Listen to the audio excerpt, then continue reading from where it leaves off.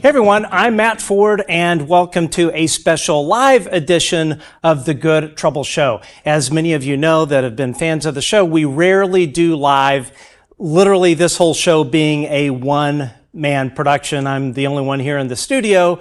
Technical issues sometimes happen, so hopefully there won't be any, but I wanted to give all of you the chance to ask our guest today, his really special guest, questions live at the end of the broadcast. So think about what you want to ask, and if you would, just put your questions in the chat in all caps. We have some wonderful Good Trouble Show moderators that have volunteered their time to keep the chat nice and clean and keep all the riffraff out. So special thanks to them. Without these lovely volunteers, we would not be able to do live shows like we have today. So hopefully I won't screw things up. And with that in mind, today's guest is not your average military veteran. Michael Battista is a former U.S. Army Green Beret turned psionic asset, blending special operations discipline with cutting-edge consciousness research to push the frontier of human-initiated contact with non-human intelligence and HI, whatever you want to call it.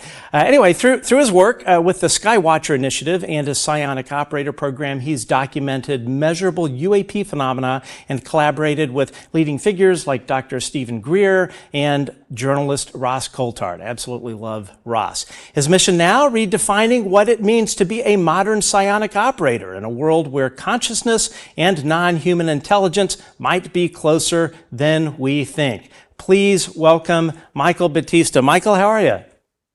Thank you so much for the introduction. I'm happy to be here. I'm doing good. How are you doing?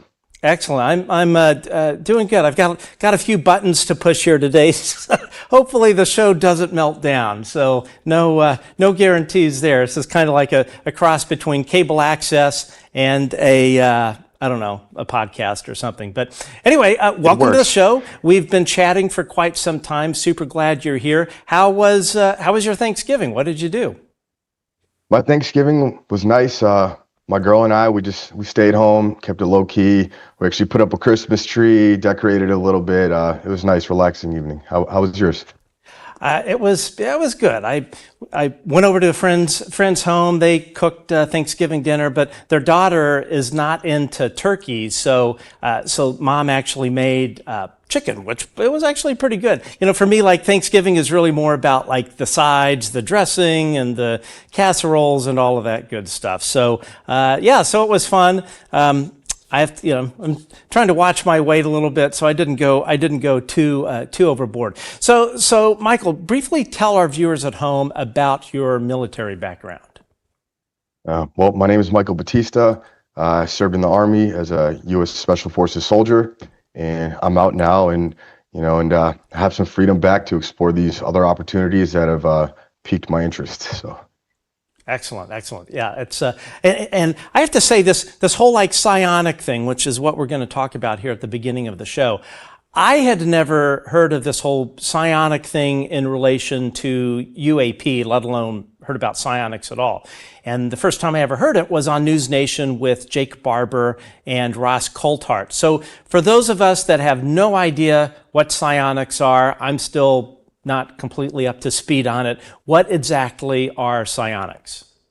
Or is psionics is a form of communication through consciousness, and it's used to facilitate interactions with non-human intelligence. Cool. So is this something new? Has this term been around for a while? It's like I said, that was the first time I ever heard it was from Ross.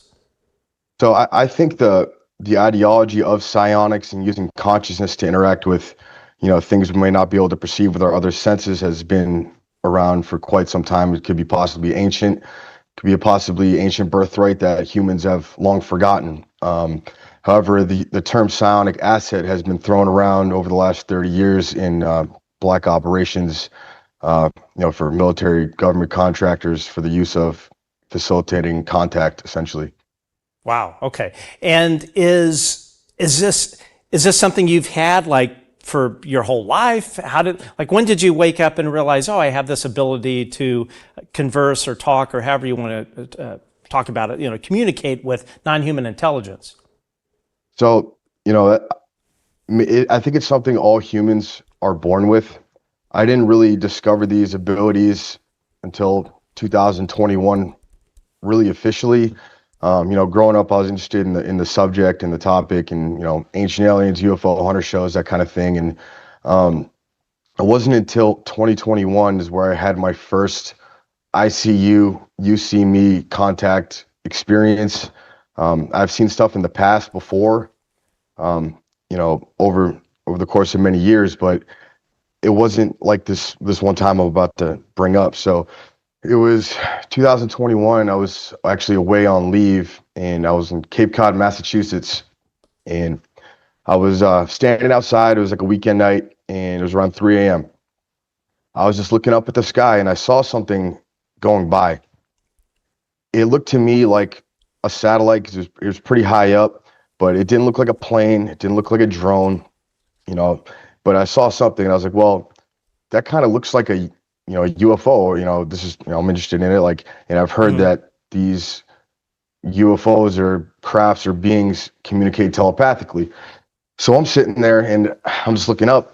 I was like, well, if this is real and, this is a non-human intelligence that can communicate telepathically or through consciousness, I was like, if you can hear me, stop. And this thing was just going by, and all of a sudden it just stopped. I was like, whoa, it kind of took me off guard there.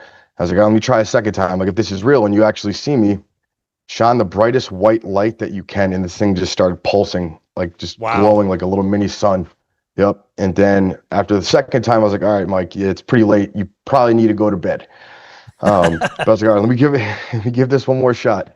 On the third time, I was like, if this is real, like, I would look to a part of the sky and I would say, like, in my mind, go to this part of the sky, and it would do that. And it did it for about 10 minutes before, the experience ended, and it kind of zoomed away. So that was my first real entry into this, this phenomena officially. And it was like, this sounds like you can communicate through thought. There's something to this. Were you sort of like freaked out by it? Like, did it alarm you? It's like, oh my God, these things can hear my thoughts. What was your sort of gut reaction when you put that test out there and this thing reacted? So my initial gut reaction was like, whoa, that was crazy. I don't know what to think of it. Probably shouldn't tell anybody about it because, you're going to sound crazy. And I was still in the military at the time, and it wasn't really something I was interested in talking to anyone about. So I just kept quiet for about a year. And it wasn't until I was getting out of the military was when the phenomenon that was dormant for a year after that sighting reappeared, and then I went from 0 to 1,000% in the contact avenue. And I understand you've had a history with the UAP phenomena. Like, this isn't something that just started with this sort of psionic realization. Right. So I think the first time I saw a UFO, it was early teens. I was out on the beach, and there was this blue orb right overhead, and I was with a buddy of mine, and we're just looking up. We're like, oh my God, like that actually looks like a UFO because it was so blue, and it was so low to the ground. But it was, it was too low to be a plane, but too high to be, really anything else. And all of a sudden, this thing just went bang, just zoomed up into space, like at, hyperspeed, and it was just gone. And there was a few other instances after that I can recall that were pretty profound. I remember it was August 15th, 2015, on the beach again. I saw this craft over the water, and it had like 8 or 10 super bright rectangular lights going in a row, and around like the border of these lights, I'd say like it almost kind of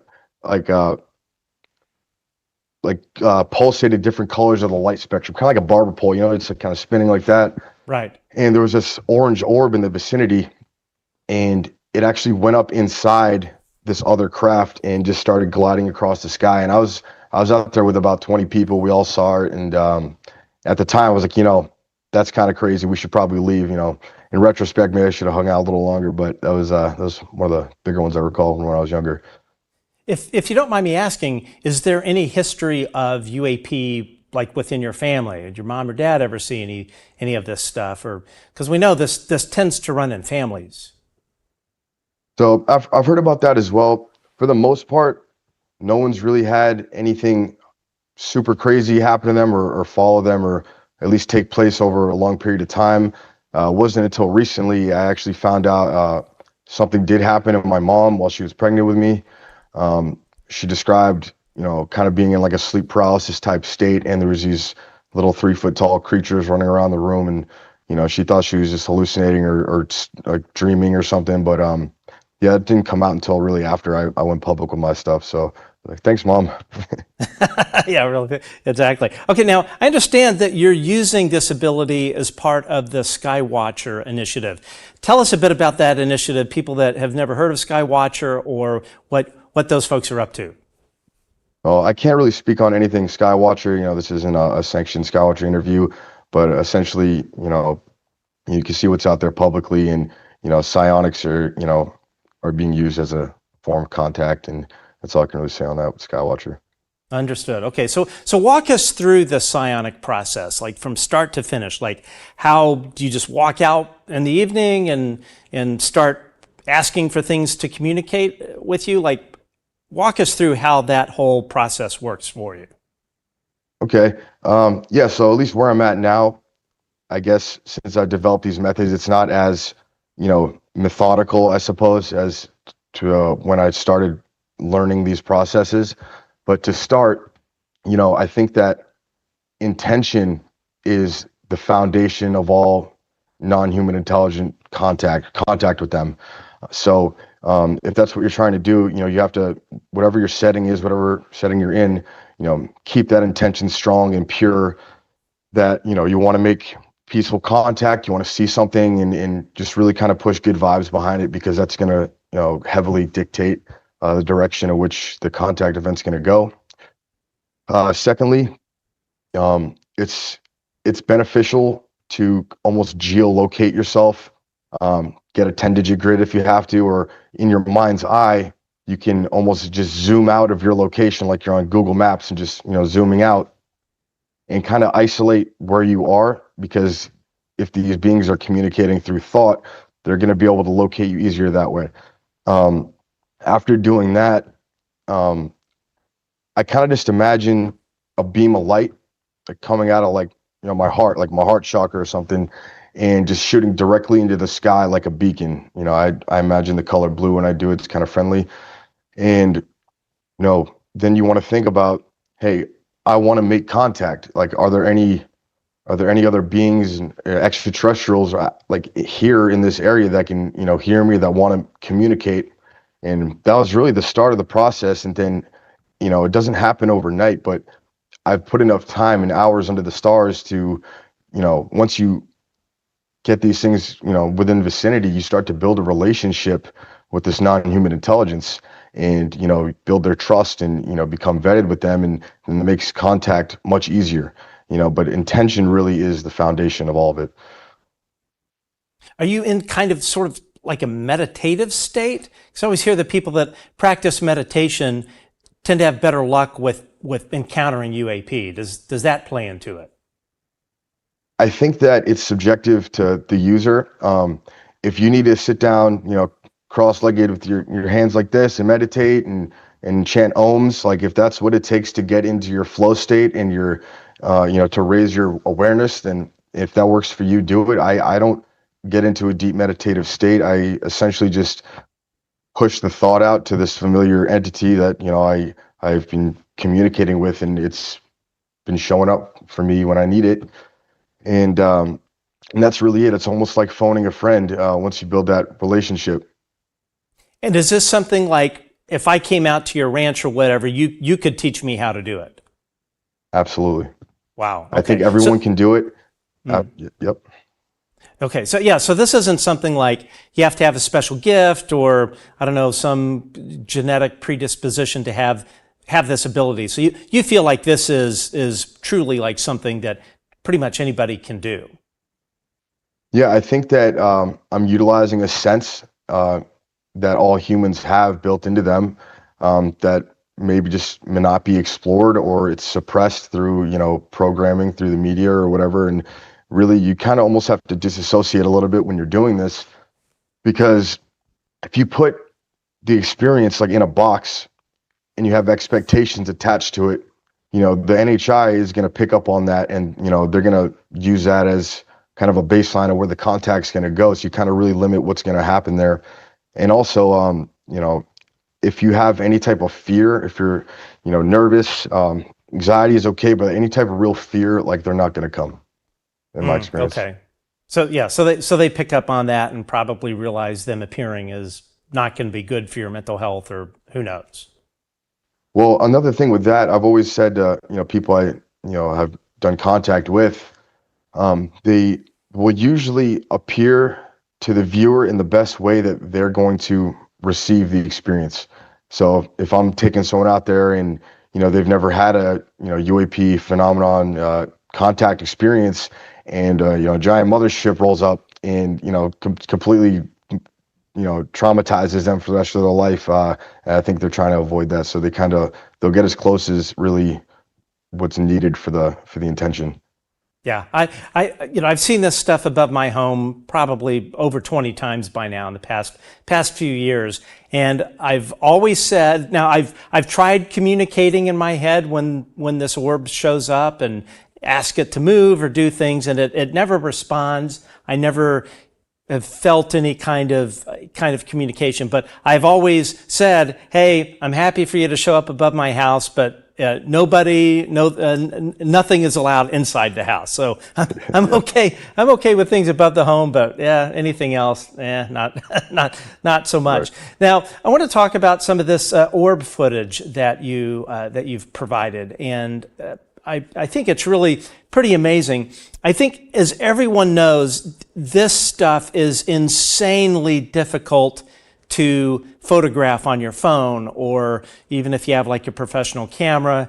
I know, like, when I've tried photographing the orb above my home, like it looks one way to my eye, but then to the camera it behaves completely differently. And I come from a television background as a director of photography, so I know how cameras work. And what you would be able to expect, but in my experience, it never does it justice as far as like what you see, what the people with you see, versus the footage. Which is why, in general, for the most part, we rarely ever show footage of UAP from various folks on our show. But this, I thought, was really something else. So. Now, was this footage that we're about to show, was this part of the Skywatcher initiative, or was this a different thing? Which clip is this you have going up? This is the very first one, 4704. I'd have to see it. I'm sorry. Okay, we'll show you here. So, okay, so I'm going to play this clip. And, okay, walk us through what we're looking at. So right now, I'm with Carl the Crusher, YouTuber. We're out at Thunderstrike Ranch in Vernal, Utah, and we're doing psionics out there. And this particular night, we had so much activity in all directions, north, south, east, west. But right now, what you're looking at, they're orbs. And at this ranch, we've gotten them to come close enough to actually get them on, some really rudimentary thermal imaging and some other stuff. But we've gotten some great cameras out there as well, from Billy Krizak. I think we have some videos later on through him. But yeah, this is psionic contact, and it's in all its glory right here. And I think it's really pretty obvious when you compare the and when the clip starts over again, you'll see it. But when you compare the diameter of these orbs compared to the stars that you can see in the background, I mean, look at that thing. I mean, that is really quite big. I'm going to back it up here a little bit. Yep. And that was filmed on a Psionics Aurora Pro. And what is that? It's a full spectrum night vision camera. It's pretty good for what we're doing. But yeah, no, this is the type of stuff we see all the time. And I think that when we go to these more remote regions, that they're a little more comfortable getting a little closer, if that makes sense, than being in a suburban neighborhood. And I have to ask this question because certainly the debunkers, the kind of nutty debunkers out there are going to say, oh, these are airplanes. You must have been near an airport. Were you near an airport or any sort of air traffic pattern? No, so we use flight trackers when we're out there. You can actually see a plane in the bottom left in one of the clips. I think if you play it, yeah, these are not planes. We're not near any airports. The surrounding area is very, very isolated, and a lot of it is actually Native American reservations as well. Excuse me. And looking at this one here, I'm going to back it up a little bit. It appears to be changing color. Is that accurate? Yeah. So when you see these in person, sometimes they're different colors, but other times they just look like a disco ball in the sky, just glimmering all different colors from the light spectrum, for sure. A lot of these, we're doing that. And I see other lights kind of blinking on and off in the sky. Are those aircraft, are those stars, or are those other orbs? I think those are stars. Like the orbs are, pretty easy to identify. You can see it, pulsing and moving in the sky. And of course, we shouldn't be shining blue lasers at aircraft. That would be a felony. We don't. Yeah, I don't recommend doing that. We don't point lasers directly at anything. I don't think anyone would like that. But yeah, definitely don't be pointing lasers at the plane's children. Yeah, understood. Okay, so I'm going to play the next clip, which is this clip. But what I did is I upped the exposure and I added an emboss effect, and I think this really does a good job of demonstrating the size of these things. Like, I mean, look at that at the very center bottom of the screen. That thing's freaking huge. Yeah, no, I really like what you did there. And just seeing this stuff in person really is a spectacle, and videos really don't do justice. You can see the plane blinking over there as well. But yeah, no, like it's even on camera, it's amazing, but in person, it really is something different. It's it can be sobering at times, for sure. And how many people were out with you on this little excursion here? On this occasion, there was about 6 or 7 of us. Okay. Yeah. I mean, that was pretty cool. So yeah, so that version was the embossed version. Next, we have what I really truly think is probably some of the most amazing footage of multiple orbs. And we are super grateful that you chose the Good Trouble Show to premiere this footage. So let's gonna pop this clip up. Okay, here we go. Okay, walk us through again. Is this the same event, or is this like a different one? This is actually a different event from the same area, same time frame. We were out there. This was a different night. Yeah, like the sky was filled with orbs, and this went on for over an hour. And there's usually a window, after sunset and before the sun rises, where the sky is filled with satellites. It's pretty easy to identify, especially if you have trackers for that stuff. But this is outside that window. They seem to be emitting their own light source as well. And they really were almost like putting on a show for us. I mean, you look at this and it's obvious these are all multicolored. This isn't like, I saw you see some blue in there. Are those the sort of colors that you perceived with your own eye? Yep. So we get a lot of orange ones, and we got a blue ones, and some that change color as well. But we do get a lot of bright orange ones, like the sun. We got some of those at this event as well. But yeah, the whole sky was filled with it. Everyone was in awe, and we're all grateful to be able to share that experience.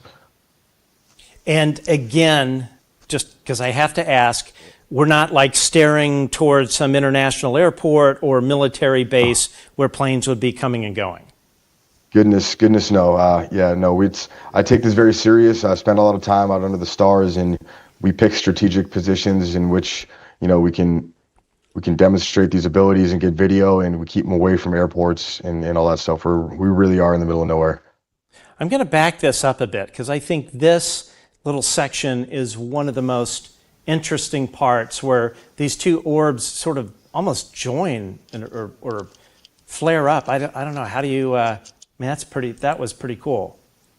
like visually with your eyes, you could see that, and there was a little bit of cloud cover that it's actually going in and out of the clouds, but it lit up the clouds around it, and it seems like they just kind of crossed each other and did a little synchronization for a moment, and then kind of split apart again. But yeah, that was one of the more memorable moments from that night. And during this particular event, were they responding to your communication at all? So for this event, we kind of put out the intention, we're like, hey, look, like, we just want you guys to show up in whatever form or fashion, that's safest for you guys on your end, and for us to be able to document this. And we kind of just let it free like that. I wasn't making any other special requests. Sometimes just being too rigid in preparation, doesn't always have the best effect. So we just kind of put it out there. Now, I rewound it a little bit here. If you look at the very bottom, just above that ridge line at about, probably about a quarter of the way to the left of the right side of the screen, you're going to see one just all of a sudden pop up, and you can see it, the amount of light that thing is emitting is insane. For it to illuminate, to provide a almost like a kind of like a halo. Well, I rewound it again here. I mean, it all of a sudden it just pops on. Like watch that. They emit an incredible amount of light for sure, and they look like mini suns in the sky when we do it. Yeah, and the thing that there is, I have an aviation background as well, and there is no way that you will see aircraft of any lighting configuration that will look like this. I mean, this is just so utterly, you think that this would be a very natural thing, it's just, there's really kind of no other explanation for it. And again, you look at the size of these orbs of light compared to the stars in the far background, which you can kind of, sort of make out in the distance. They're really tiny pinpricks of light in the video, but the size of these orbs is enormous. And the other thing that I would point out, folks, as well, is you'll see them as they ascend, they'll kind of fade out, and I've seen that kind of behavior myself, where they'll keep going, and then all of a sudden it's almost like they're dematerializing. I mean, look at the size of that one between the two people there. I mean, that is really something else. So let's see here. We've got another one. Oh, okay. So in this, I took, so the previous video, I cut down kind of like sort of the dead spaces in between. This is the same video, but in full length, sped up by 1,000 times. And when you look at it in this fashion, it is brutally clear that these are not airplanes. The sheer volume of light points that are moving is just mind-boggling. And again, this is because the original clip I think was around 10 minutes long that you sent, but you can see small orbs, large orbs, ones that and you'll see some of them they'll flare up and then they'll fade out and then they'll come back up. I mean when you look at it in this way, in my mind, there is zero doubt that we are looking at something that is of non-human origin. This is definitely anomalous. I have a friend who owns a satellite company, and he's seen this footage as well, and he was telling me it's absolutely anomalous.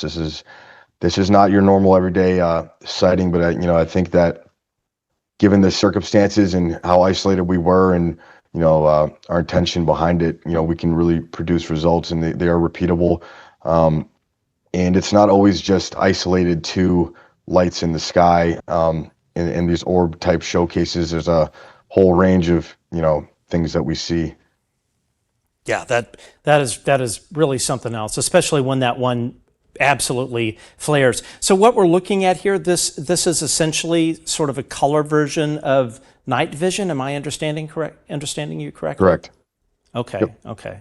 Yeah. I mean, you know, these professional debunkers, Mick West and Michael Shermer and all of them, and in my view, they're nothing short of just professional bullshit artists that really just try and gaslight everyone here watching and gaslight the public. It's really pretty shameful, if you ask me. Okay, Yeah, so and next. some of them have even posted about me, but they won't even send me a message about anything. So, you know, I'll for you invite that.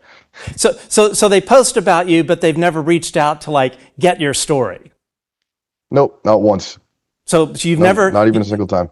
so you've never heard from Mick West or this other bullshit artist called Stephen Greenstreet, who fancies himself a journalist, which he's not. You haven't heard from either of these people to say, hey, what did you see? Where were you? We want to try and figure out if this is something prosaic. Haven't heard from him at all.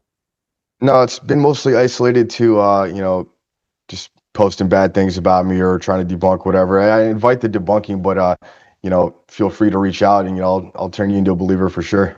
Yeah, no problem. I believe that. That is, well, I don't know. I think you could show them, they could wheel out an alien right in front of them, and Shermer and Mick West and these other folks, they would still try to gaslight you. Okay, It's a balloon. It's a balloon or it's a seagull. Okay, next we have another video here, and this is of a pretty large size orb. Let's see if I hit the right button here. Fuck. Thank you. What Hello. the fuck? What the fuck? This is right over the house right now. Yeah, I told you they'd come. What the fuck, dude? That's for you, man. What the fuck?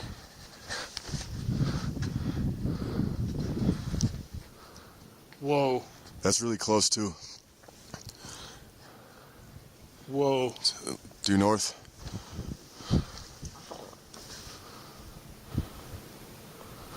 Let me see that thing.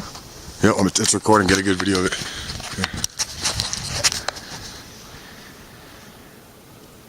Here. I knew when to come out.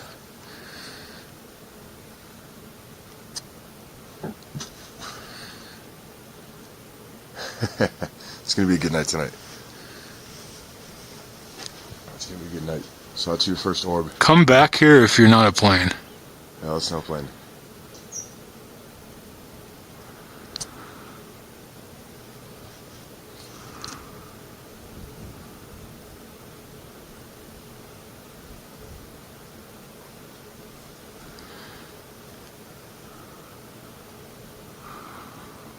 It's not.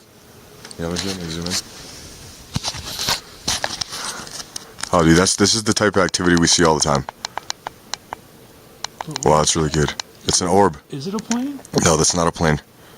That's the UAP, brother. It's your first one. I'm telling you right now, it's what we see all the time.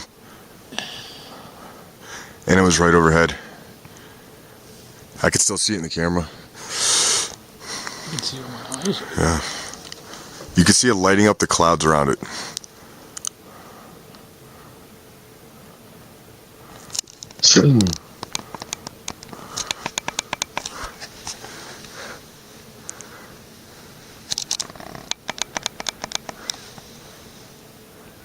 It's gone. How do you feel?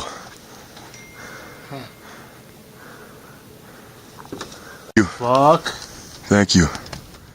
Yeah, what the fuck is right? Yeah, I don't know. That's so okay. So where were you? I'm going to keep this footage looping. Where were you, so- or a general location, if you don't want to tell us exactly? I was a few hours north of Denver, in the mountains. We're at about 8,000 feet. I was visiting a friend, and you know, I haven't seen him in a long time. His name's Lasco, and he wanted to see, you know, a UAP, and you know, this is I really wanted to make this opportunity for him to experience this like as special as I could. You know, so the days leading up to this, I was really kind of putting the message out there that we wanted to see something extraordinary, and this is what we got. It came right in over the house. It was extremely low, and it almost stopped for a few seconds and then took a right-hand turn and definitely made a believer out of him for sure. It's huge. I mean, this thing, again, folks at home, you can see the small pinpricks of light, which are stars. There looks to be at the top part of the screen a larger star, which I would assume to be a planet. How far away are you from the city where you're at? We are no less than an hour plus drive away from the nearest town. Okay, so but were you seeing like any commercial air traffic in the area at all? No, so Denver was south of us, and we're looking north. We pulled out our flight tracker. This is definitely not a plane. We saw planes in the area that were actually higher up than this. How high planes, commercial jets travel at. This was much lower. It was right overhead, and the camera barely does it any justice. That was one of the closer ones I've seen in a long time, and I was glad he was able to experience that. He sounds like he was pretty freaked out. That was a genuine reaction. I love watching this video. This is just about last week we got this video. And you hear him say, "Is this an airplane?" This kind of thing. I think that's a very normal human reaction when you see something that is so, way outside of what you would normally experience as a human being on this earth. That when you see something like this, I think it's pretty natural to try and like immediately jump to or look for prosaic explanations. And oftentimes these things are misidentified aircraft or balloons or maybe even Mick West's Seagull. But when you look at this thing, the sheer size of it is enormous. And the other thing that I would point out as well, let me back up a bit. Around what time in the evening was this? Oh goodness, I think this was around 9 Mountain Time. Okay. And the sun had gone down around 4 or 5. Okay. So it had been dark for a long time. Satellites, folks, when you see satellites in the sky, they are nowhere near as large as this, not even remotely. A satellite is going to appear close to the diameter of a star, or if it's lower, it's going to appear about the size of like what you would see a planet. A satellite never, ever looks like this. I mean, this, you can see right there, it's like a clearly delineated sun. The other thing I would point out as well, and the reason I was asking you when, how much after sunset this was, is this thing is not reflecting light. It is emitting light. So some of these bullshit artists such as Mick West and Michael Shermer, they're going to say, oh, that's a balloon. Well, certainly Sean Kirkpatrick from Arrow would say that. In order to see a balloon that would be that luminescent, it would need to reflect light off of a large source, such as a sun or whatnot. That is that far after sunset. The fact that it is clearly emitting a large amount of light, that tells you right there, this is absolutely anomalous. This is not anything man-made as far as I can tell at all. Would you agree with that, with those sort of points that I brought up? Oh, I absolutely agree with it. I think that, if you've never seen something like this before and you see something like that in the sky, like you have to peel away the layers. Okay, it could be a plane, could be a drone, balloon, until you get to the point where it's okay, this actually is something anomalous. And for him, my buddy I was with, I told him exactly what we were going to see and the type of activity I was hoping for. And, they really just show up, really when the receiver needs to, when they need to see it. It's almost like they can, look forward and backward in time, but it seems like it's always the perfect timing. And again, being in a remote region really helped them, come in a little closer. I think it's safer for them, if they're going to come closer, to be somewhere not around, the public.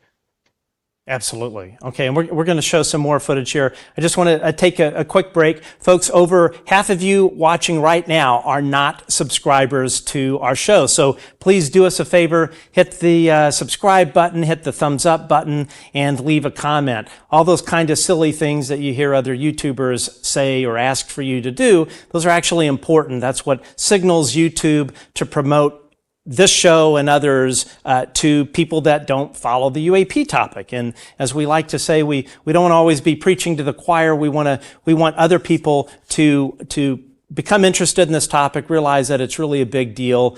And so we certainly would appreciate you telling your friends about us. We're also on all the major podcasting platforms. And also, we do not have sponsors. We make a couple $100 on Patreon and some revenue off of the YouTube ads, but that's it. We have no sponsors. We are completely funded by people like yourself. So if you care to support us, we are on Patreon at www.patreon.com/The Good Trouble Show. Also, super chats are open, and I can see that we have received a lot of super chats. Really appreciate it. Putting a show like this does cost money. You have to pay for this studio and all that kind of stuff. So folks at home, if you enjoy our show, we really appreciate your support. And then also, I finally want to say thank you to our mods who I mentioned at the beginning of the show. These folks, these chat moderators, they volunteer their time to make live shows like this, which again, we rarely ever do, make these things possible. So we truly appreciate it. Okay, so let's see, back on track here. So we have some footage of your work. So let's see, which one is this one? I'm going to show, which one is this? So that one. I'm going to get over to another page. This is again why hopefully one day this show will be produced professionally as opposed to me trying to hack this stuff together. Okay, so we've seen that. We've seen that. Yeah, that's the one we just saw. Okay, now what are we looking at here? So what we're looking at here, this is a video I got of this triangular shaped craft that I've encountered on several occasions. That it's quite large. It's kind of hard to see in the video here. I know you've touched it up in certain areas you're about to show, but yeah, it looks like an equilateral triangle just moving in the sky. See it there. And is this outside your home, or where is this? So this is in North Carolina. This is actually outside my home, and whenever this big craft comes in or comes close, like all the chickens and all the birds start going off, in my area, and it's almost like an early detection system. I don't know if they hardwired them that way, but yeah, wow. And in the video, I took and kind of drew this sort of yellow rectangle so you can kind of see where you want to look. Folks at home, you really want to watch this in a dark room. This is really hard to see. Probably in daylight on your cell phone, there's no way in hell you'd be able to make it out. But when you look at it, you can and you watch it over and over. You can definitely, in relation to the other points of light, you can see all three parts of that triangle moving in unison. Yeah, it's pretty crazy. Now, yeah, one thing I did here is I also I added an emboss effect, which I think is way easier to see. You can see the triangle right in the middle there. You don't see any sort of structure to it. Obviously, I don't think there was enough light there. In this video, I had to crank the exposure like all the way up, and. But yeah, when you look at this thing and you look at this emboss effect, I think it does a really good job of showing sort of the three-dimensional nature of the points of light. And you can see sort of the shadowed part underneath, and and you see that whole thing moving. That thing's enormous, probably larger than my neighborhood Walmart. I've had some people who are way smarter than I do some calculations, and they were telling me it'd probably be the size of a small city. I've had an encounter with this thing directly overhead was someone extremely credible. Fred Baker's actually spoke about it on News Nation in his interview, talks about being with a human asset. That was me, and we actually had this thing come in right overhead, and I mean right overhead. It was absolutely massive and shocking to the system for sure. What, and again, because you're ex-Special Forces, you've obviously seen a lot of aircraft of various types in the sky, as well as satellites and whatnot. Were you able, when you were there, obviously it's very difficult to tell from the video here, but can you assign sort of an estimate in terms of the altitude of this vehicle? Again, I'm no expert on aircrafts or altitudes. I'm assuming it's in low Earth orbit. I have a source that has confirmed to me that they're not Hawkeye satellites, which move in a triangular formation. So yeah, this is absolutely anomalous. Excuse me, and yeah, it's. I remember this particular piece of footage. I asked to see this craft because I needed it for something. This is actually this one was a few years ago, I believe. But yeah, I have plenty of footage of that as well. In the future we can talk about it. I knock on wood, I have yet to see I haven't seen a craft. All I've seen are orbs, and when I say orbs plural, it's never more than one at a time. Like one will show up and then it'll only be in view for a second and a half, 2 seconds, and then it fades out. But what you were talking about earlier with the intention thing. So I'll tell you kind of a story that kind of kicked things off again. So there's a friend of mine. This individual was a executive at Warner Brothers, and this individual retired and bought a condo down on the beach in Southern California. And anyway, by the time this person sold their home and bought the condo, there was kind of like this sort of waiting period in between. So this person stayed with us. So for about 10 days, this person is a big fan of the show, had seen UAP as a young teenager with their parents.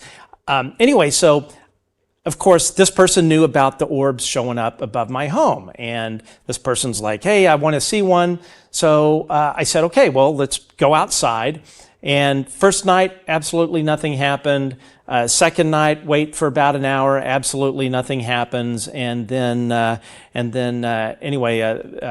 they go inside. And then as I look up, I see an orb pass by. Finally, the last night that this individual was staying with us, I said, okay, let's do this one last time. Let's sort of meditate, ask for it to come. And I said, I'll bet you $5 because this is the last night you're here. This thing's going to show up. So went outside in the dark. I'm up in the hills in LA, and about 45 minutes, nothing happened. And then all of a sudden, we're looking all the same direction. And this orb that looked to be probably double the size of the large ones that you saw just appeared in the sky. It had this weird sort of like almost cartoonish comet tail. It was as large, it was as bright as like a welding arc, and it appeared. Sorry, it just poof appeared, tracked over, and then faded out. But I do think that us sort of having the intention and sending positive vibes out, I think that, I don't know, I think that probably had something to do with it. It sounds like you're making contact with non-human intelligence right from your backyard, which I think everyone could do if they wanted to, but having the intention and actually seeing something is quite validating. And also, it's important to, while you're having the experience, ask for other ways to validate it, just to make sure you know what you're seeing is real, and see if you can make that contact and if there's going to be any response. But maybe it sounds like it needed 3 days for your buddy to sit there and wait for him to see something. I bet he's a believer now, right? Yeah. Oh, yeah.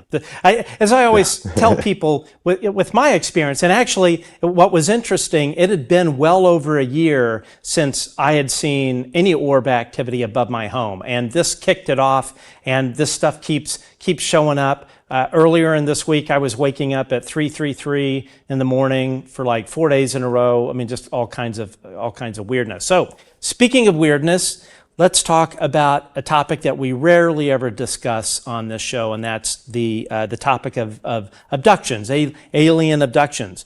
I understand that you consider yourself an experiencer, an abductee. Is that correct? Definitely an experiencer, abductee. Well, a lot of the things that have happened to me have pointed toward that. So call it what you want, but I have had encounters that included missing time on several occasions. On the first occasion of this missing time, and actually on every one, I had a shaved circle on my right thigh. And the first missing time episode, there was 3 pinholes inside that shaved circle in an equilateral triangle, that looked like needle holes. And still to this day, hair doesn't grow in that circle, and there's no feeling there. And after every missing time episode, I experienced a new mark. And this was all within a couple months of each other. But yeah, and that was actually the night I had the first time I had a craft land in front of me in real time. And I've told that story several times. But yeah, I sent you some footage of that as a whole experience. But that was happened right after, actually. Yeah, and we're going to show that footage, and then also too, we're going to show for the first time photographs of these marks on your body. I think it's pretty compelling. Now, this footage has been shown. It was originally shown, I believe, with Ross Coulthart on News Nation. But what I'm going to do here is, let's see. I'm going to put up this clip. See if I hit the right button here. Nope. Not that one. Okay. Now this is zoomed in a little bit, and of course right now I can't really see a whole lot, but you start to see what appears to be some kind of craft. What are we looking at here? So that was when this craft was descending overhead, and actually the lighter blue you see in the screen is the top of the tree line. That's the sky, and this thing came below the tree line, and as it was coming down, it looked like it had like little wings and a halo. It kind of looked like, what you think of as an angel or something, but it was an actual craft, and there was entities on this thing.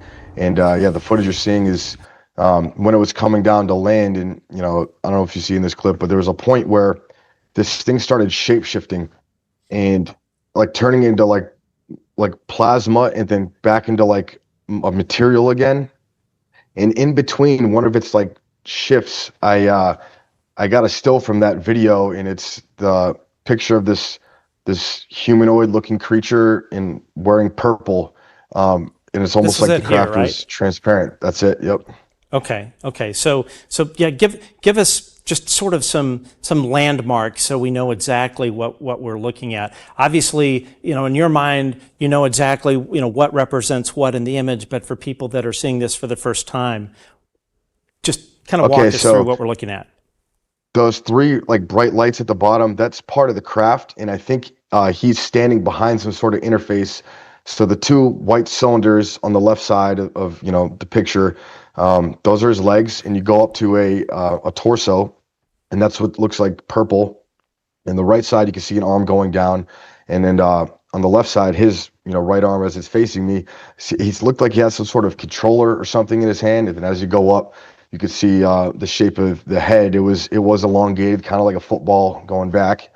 But yeah, that's like before it even hit the ground. This is what I saw.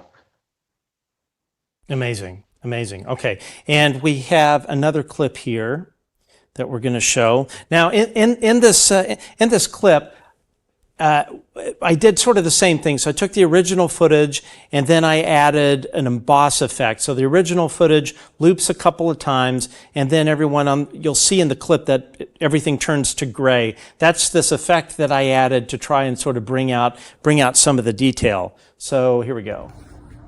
Oop, nope, not that one.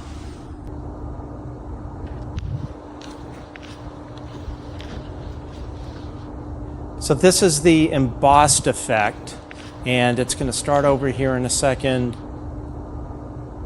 So what we're looking at right now, this is the craft when it was on the ground.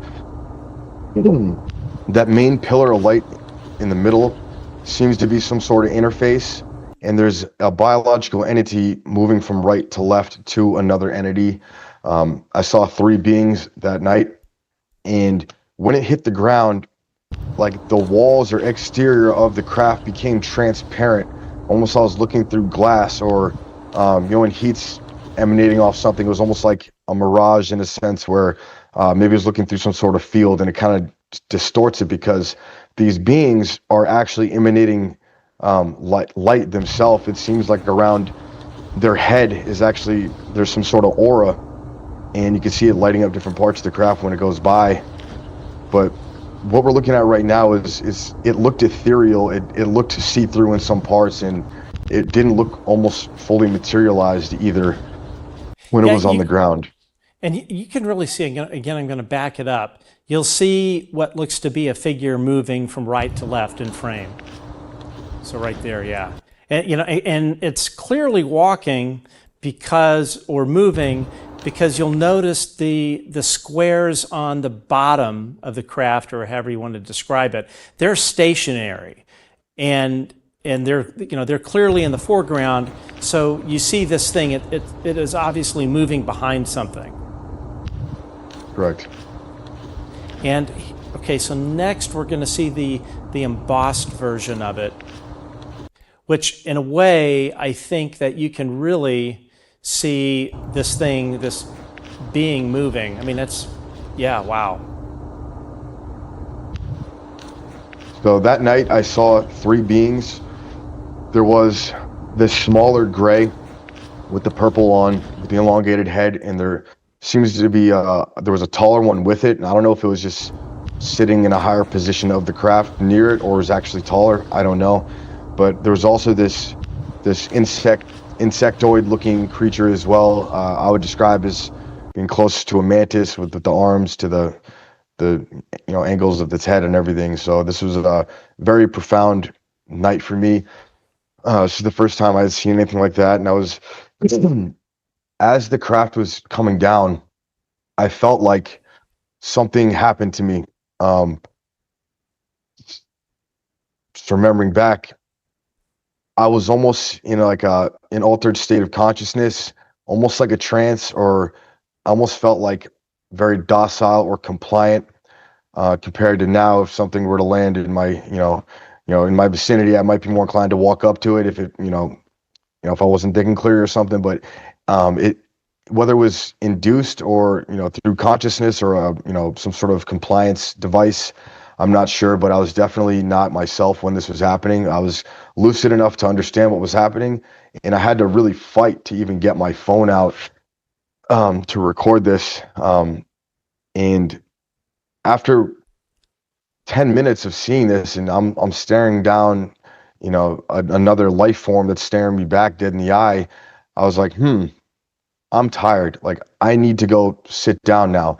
And my workshop was pretty close by, and I went and sat down in this rocking chair like an old man, and just kind of started to doze off a little bit.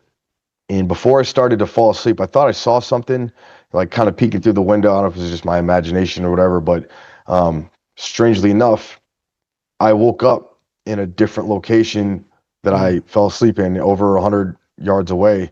And whether I stumbled there unconscious or I was placed there, I don't know, but I woke up with having had a very strange dream, and some marks on my body as well. And that's the marks I was referring to. Do you mind, would you be interested in sharing what was in that dream? Sure.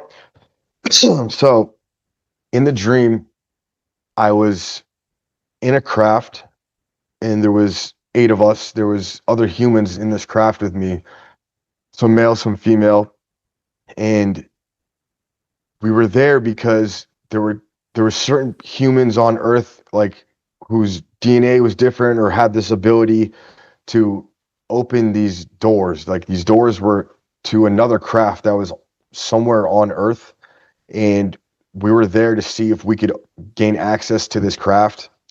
And flash forward in the dream, I end up flying one of these crafts with my mind, like fly by thought technology, which at the time I had no idea that was a concept. I really wasn't in this field yet.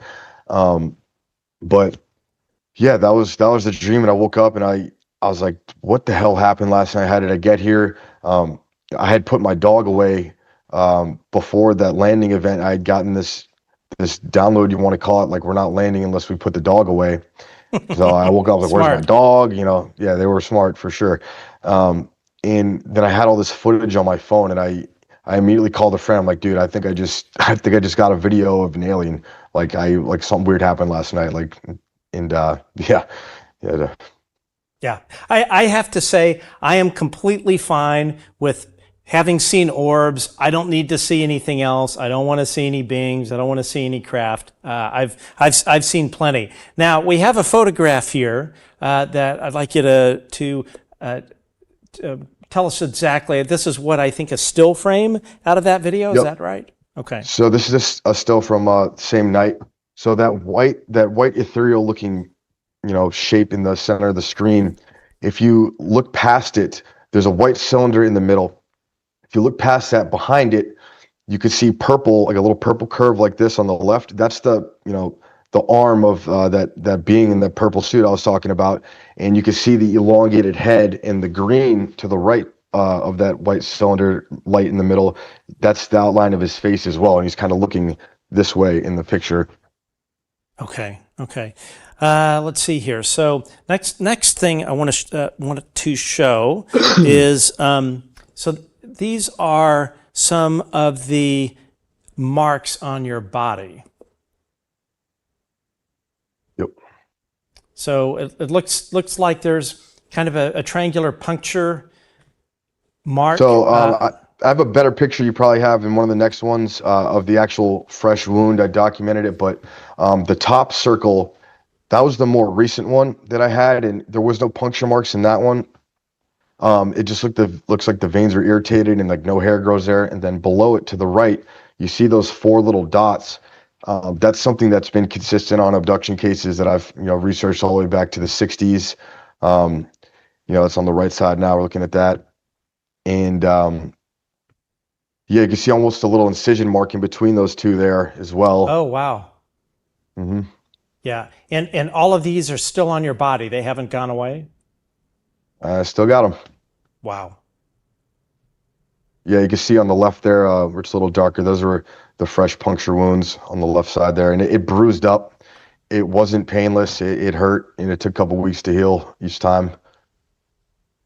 Wow, this is insane. Yep, there's the puncture marks. And is all of this on, is this what part of your body were you looking at here? Is this your leg? So I'm looking at my right thigh right now. Okay. Wow. And so what areas of your body do these marks exist? So I have what you're looking at is my right thigh on the side of it. And then I have marks on my left side in the similar area with scoops. I don't think I sent you the picture of that, but they're from years ago, like, childhood, that I've had them in. It's, pretty consistent with other, markings like that in similar stories. Yeah. Okay. Oh, here we go. That's not on your leg, obviously. What are we looking at here? So this is from our recent outing in Utah. Billy Krizak, Pro Pixel Imaging on X. He was taking videos and stuff while we were practicing psionics. This is one of the crafts that we got. This was only visible in the infrared spectrum. So that's that kind of reminds me of something like the Phoenix Lights craft. Yeah, it looks very much like a kind of boomerang thing. And how fast was this moving in the sky? Could you tell? Oh, I don't have the data on that. Billy will be speaking about these videos in the coming days, and he'll have all that data attached to it as well. Okay, okay. And we have another video from you. I don't know if this has been seen before. It's a barbell-shaped UFO. Is this something that's been out in the public yet, or is this first time? This is the first time the public has seen this video. This is another video from Billy while he was on site in the field with us. This is overhead in Utah while we're doing psionics, and it seems to be a whole new class that I'm not even familiar with. This is my first time being able to see it on camera. It wasn't visible to the naked eye. You know, it was moving very fast, but we were able to get it. Okay, here is this. Wow. And it seems like they were tethered in the middle by something. So we call it a barbell. And I know there's been other reports of barbell-shaped UAP in the past. And is this looking through cloud cover? Oh, it looks like something else flew by. Maybe that was Yep. Mick So West's this is seagull. that was the balloon, and the seagull balloon. But yeah, we're looking in cloud cover right now. His instruments can get through the clouds on these crafts, and sometimes these things will open the clouds up right around their position just to give us a quick glimpse. Wow. I've seen in the past as well. Amazing. And again, these things look like they're pretty big. Yeah, I don't have the sizing. Billy has a better idea on that stuff. This is more up his alley, but they're definitely not small, and they're almost like they're doing a dance or orbiting. They're rotating each other, and that's definitely anomalous, I would say. Okay. And again, these nutty debunkers are going to say these are two balloons floating through the air. Why would these not be balloons? Because these were going against the wind. Wow. Okay. Okay. And were they? This was shot at night, correct? This is during the day as well. Actually. Oh, this is during the day. Okay. Okay. This is during the day. Wow. Okay. And but this was visible to the naked eye, or no? No. We were doing psionics, so I wasn't looking up particularly, Okay. but Billy was on the camera and he got it on the camera as we were doing it. Amazing. Okay. Now here's another one. This is of a orb doing a 90-degree turn. And again, is this something new that you're seeing for the first time in the public, or? This video is the first time it's being released. I've seen orbs exhibit this behavior in the past. It's not easy to get it on camera because they're moving quick, and they don't always have a camera in your hand that could pick up this type of photography. But this one was in the same field event in Utah. Shortly after, going against the wind, you see the orb coming in the clouds. You actually see the clouds almost open up around it before it turns at the end of the video. Okay, so here we're looking at it right now. So this is the orb in the very middle. Yeah, you see the clouds moving to the left. It's going into the wind. Wow. Okay. So you can clearly see it. It's moving against the wind, and then it kind of stops. And it looks as if it's sort of fading in and out a little bit. Oh, now there's another one coming up. It's going in and out of the clouds. It's in the cloud cover. But yeah, as that other one comes, it takes a turn and follows it. Wow. Okay, so I'm just gonna fast forward here. So again, it's in the middle, and then in the bottom left of frame, there it is, comes another orb. It's moving up, and then the other one chases it. Wow, that's pretty cool. That's and I'm sorry if you already answered this. This was during the night or during the day? This was during the day as well. Okay. That is something else. And I take it there was no noise with any of these orbs or the vehicles that you saw? No, 99% of the time when I'm witnessing UAP phenomena, they're not making sound. I have run into UAP phenomena that do make sound, but I don't think they're exotic to Earth. I think they're man-made. Okay, so, got it. Okay. Yeah. All right, now let's see here. We let's take some audience questions. That's why we're doing this thing live. Luckily, I didn't blow the studio up, so I think we're doing okay here. Let's see. I'm just gonna scroll back. Oh boy, we have had lots of activity here. All right. This is from TLPJ9HF. Have the ETs ever said why they are imitating drones and flying over our airports? Have you ever have any insight into that? I have not gotten a specific message as to why some of the stuff you see over airports looks like drones, whether it's NHI or not. I'm not sure. I'm familiar with the drone incursions. I think it's probably all the above, man-made, exotic, and red and blue, all that stuff. So I don't have a direct answer for that, but I think it's up to the viewer for that one. This same person asks, have the ETs ever said if they are going to stage a, quote, big event in 2027 or around this time? Have you ever heard anything like that? I've gotten inclinations that there will be some sort of mass sighting in the next couple of years, yes.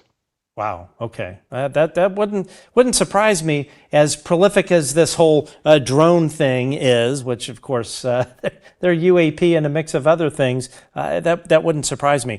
Okay. Here's one. David Voigt, 5077. Thank you very much, David, for the super chat donation. Help keep the lights on here at the Good Trouble Show studio. You can get to the truth by exposing the harassment and intimidation programs that are used to discredit witnesses and whistleblowers. The Justice Department's Operation Fox Hunt is an example. I don't know what that is. Do you?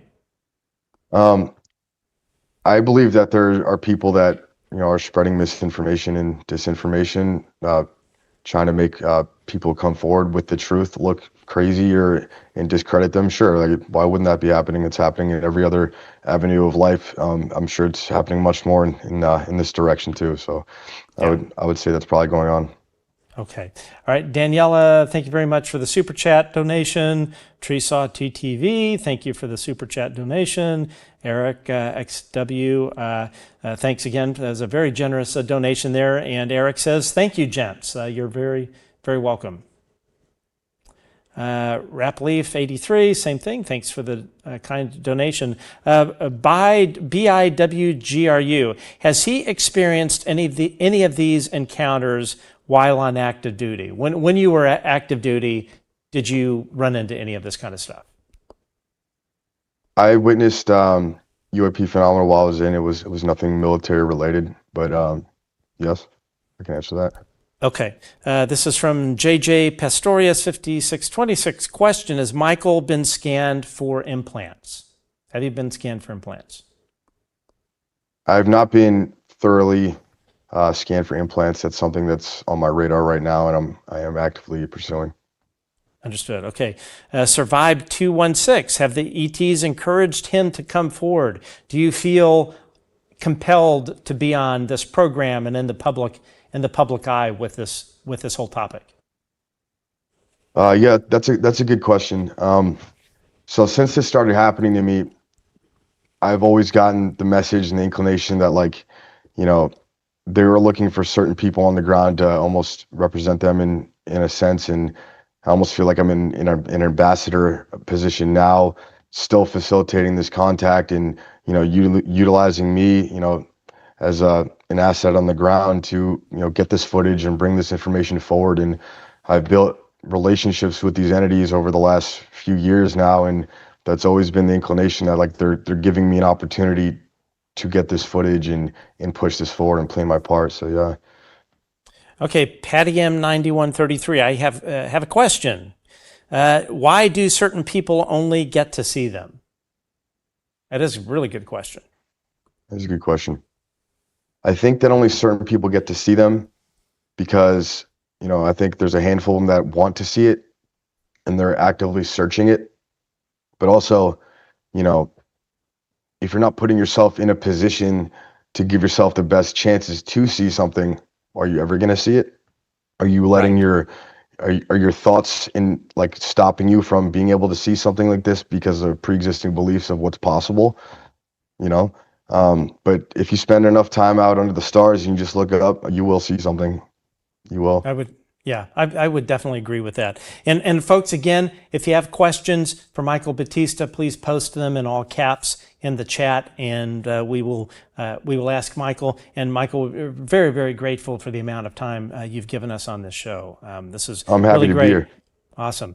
Okay, Harley King, love that. 55356. Have you ever seen anything like a ring of dripping orange-red plasma low in the sky? Dare I say, a ring of fire, LOL. I have seen this, and it was nuts.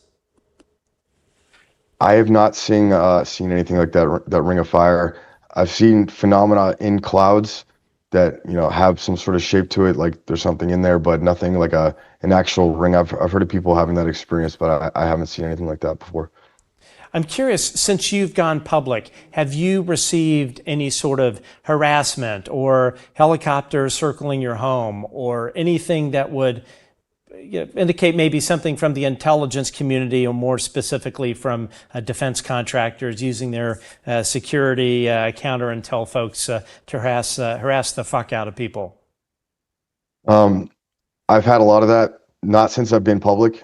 While I was working for some of the government contractors, I was being collected on pretty heavily, and I was aware of that.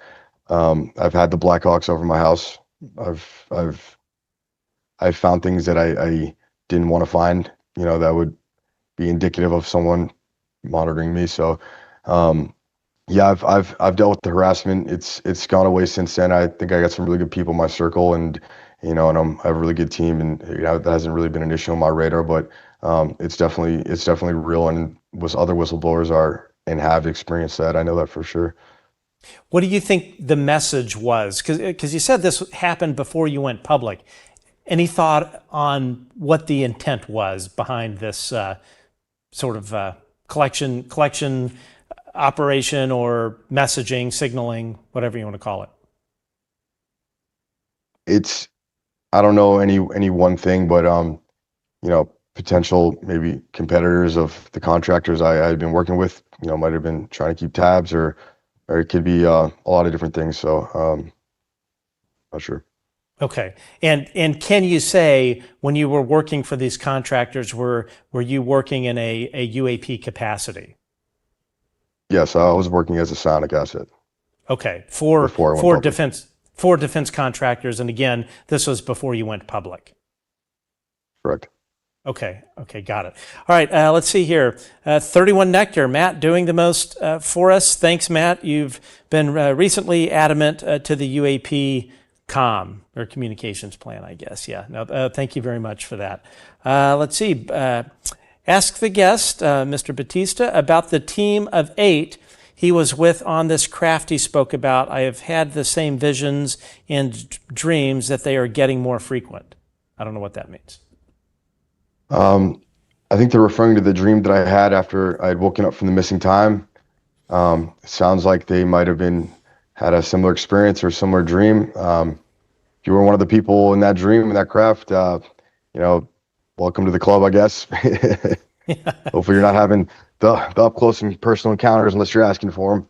Yeah. I can barely drive my own car and stay in the lane with, let alone go operate some craft of non-human intelligence. Okay, Diesel Sauce. Do you believe that folks that have Native American ancestry or are more prone to have psionic abilities?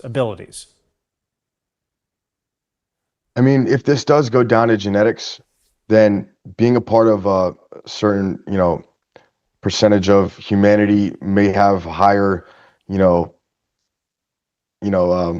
natural abilities to perceive psionic encounters or use that sixth sense. I don't have any evidence to support Native Americans specifically, but I think one thing is that it could be a part of their beliefs that are allowing them to be more open to the experience of communicating with things not from Earth, through culture. And I think that culture has a big thing to do with it. If you're being told your whole life these things don't exist, and it's evil or whatever, why would you put any mind into developing those abilities? Absolutely. Okay.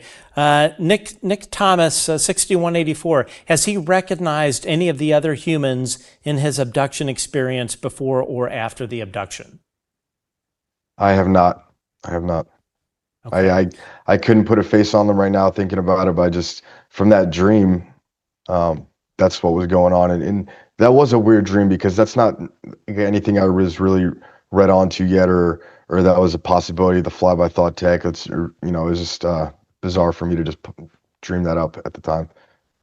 Okay, orange orbs. I love that screen name here. Okay, has one gotten close enough to you where you felt the heat from it?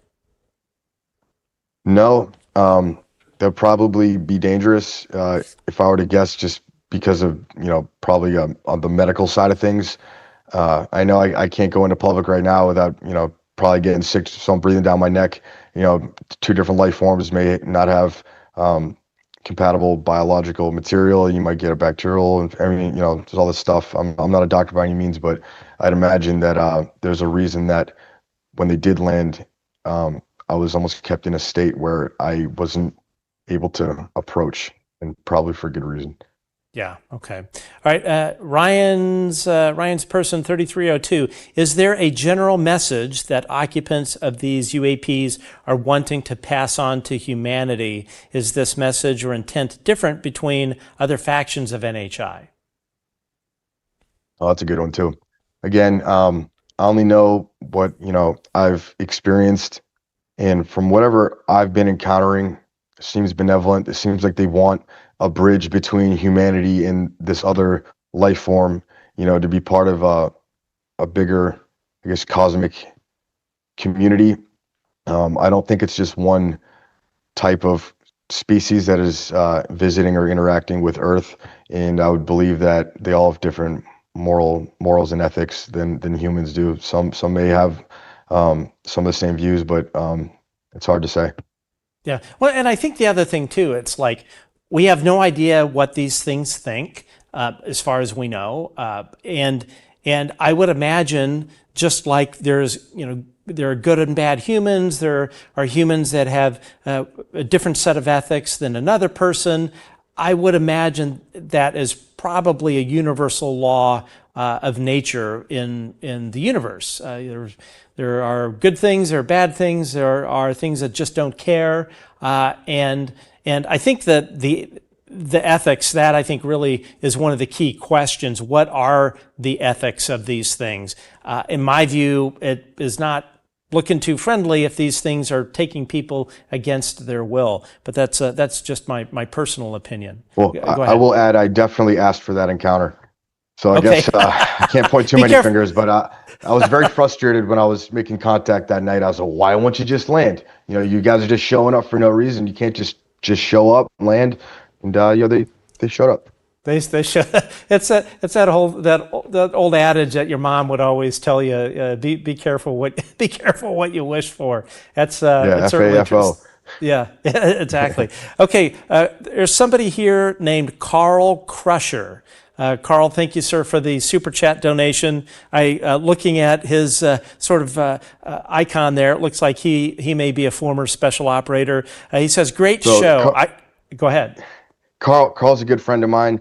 He was in that first video we showed where the night vision looked colored. He's the big guy next to me. We do a lot of work together. He works in Psionics as well, and we were just out there at Thunderstrike Ranch a few weeks ago getting this footage together. Okay, so Carl says, great show. I can vouch for Mike. He has become one of my best friends, and I trust him at his word and with my life. Does Mike plan on publishing a book? That's in all caps. Well, I'll probably need some help writing a book. I didn't do well in that class, but I am in the process of creating a psionic operations field manual, military style, something you can refer to about how to peacefully and properly and safely initiate contact with NHI, with my protocols, operation plans, everything included. So that is something I'm working on.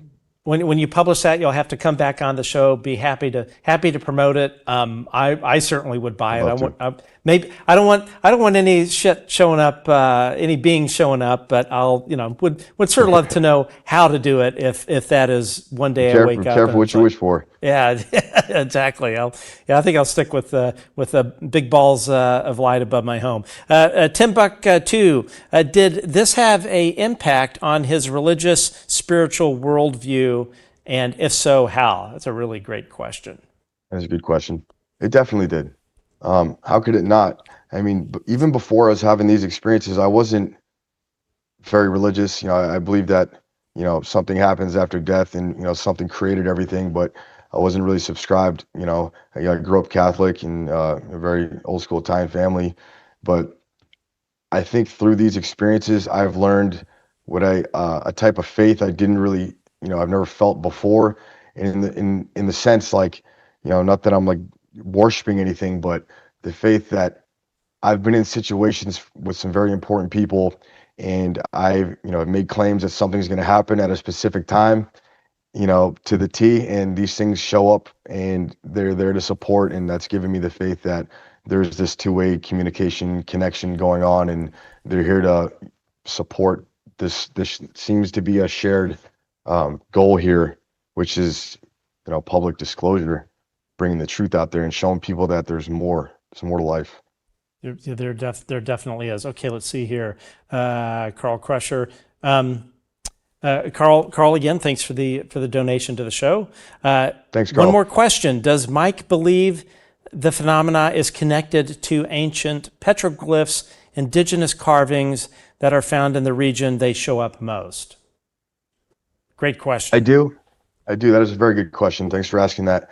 I think a lot of the stuff that may have been carved into stone and pictographs or petroglyphs, these ancient civilizations, they're people just like us, and it was whatever they were experiencing or believing in or witnessing was important enough to take the time and to carve that into stone, which is not easy to do even with modern set of tools. And so I think that a lot of religions around the world have ties to these beings in some way, shape, or form, given whatever name you call it.